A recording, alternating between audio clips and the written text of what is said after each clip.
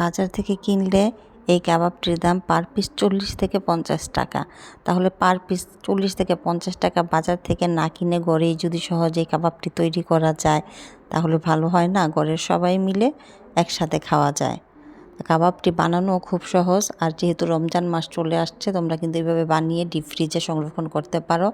এটা তুমি ময়দা গুলিয়েও করতে পারো, বেসন দিয়েও করতে পারো, মানে দুইভাবেই তুমি এটা ভাজতে পারো। তো প্রথমে আমি কিছু সিদ্ধ আলু আর সিদ্ধ ডিম নিয়েছি, আর এই আলু আর এখানে পেঁয়াজ, ধনেপাতা, কাঁচামরিচ নিয়েছি, সব কুচি কুচি করে এখন একটা গ্রেটার দিয়ে আলুগুলো আমি সুন্দর করে গ্রেট করে নিব। তোমরা চাইলে মাখিয়ে নিতে পারো, আমি একটু গ্রেট করে নিচ্ছি। আমার আলুগুলো গ্রেট করা হয়ে গেছে, এবং ডিমগুলো গ্রেট করে নিব, একদম ঝুরি ঝুরি করে গ্রেট করে নিয়েছি। তো এখানে আমার আলু ডিম গ্রেট করা হয়ে গিয়েছে, আর এখন আমি চিজ দিব। চিজটা মজরওয়ালা চিজ নিয়েছি, তোমরা চাইলে যে কোনো ব্র্যান্ডের নিতে পারো। যেহেতু ফ্রিজ থেকে নামিয়েছি, তোমরা করলে আগে থেকে চিজটা একটু নামিয়ে রাখবে। আমার সব কিছু গ্রেট করা হয়ে গিয়েছে, দেখো একদম ঝুরঝুরে। এখন আমি পেঁয়াজ, ধনেপাতা, কাঁচামরিচ সব একসাথে দিয়ে দিচ্ছি। আর এখানে আমি 5 পিস ব্রেড নিয়েছি, তোমরা চাইলে একটু কমিয়ে বাড়িয়ে নিতে পারো। এখানে হাফ চামচ লবণ, হাফ চামচ জিরে, আর এখানে আমি চাট মশলা দিচ্ছি হাফ চামচ পরিমাণ। এটা দিলে খুব টেস্ট হয় কাবাবটা। এখানে কিছুটা আমি বিরিয়ানি মশলা আর টেস্টিং সল্ট দিয়েছি। তো এখন আমি সবগুলো মশলা একসাথে মেখে নিব।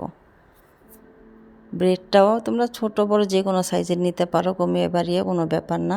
আমি ভালো করে মাখিয়ে নিব যেন ভিতরে কোনো লাম্পস না থাকে। তো আমার মাখানোটা মোটামুটি কমপ্লিট হয়ে গিয়েছে।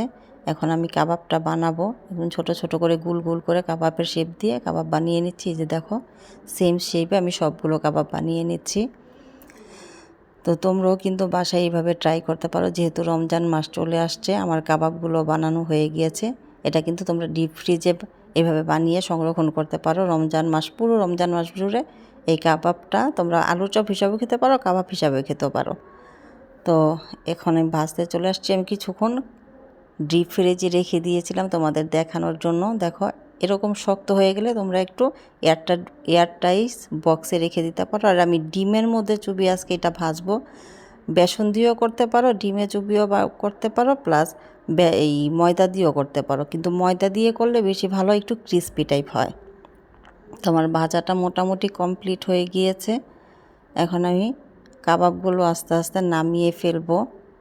দেখো ভাজাগুলো কত সুন্দর হয়েছে, খেতেও খুব মজা।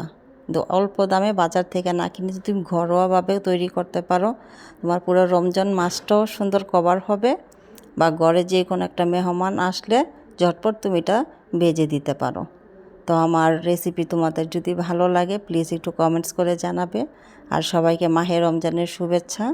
সবাই ভালো থেকো, আমার জন্য দোয়া করো যেন তোমাদের নতুন নতুন রেসিপি দিতে পারি। তো আসসালামু আলাইকুম, আজকে এই পর্যন্তই। সবাই ভালো থেকো, আল্লাহ হাফেজ।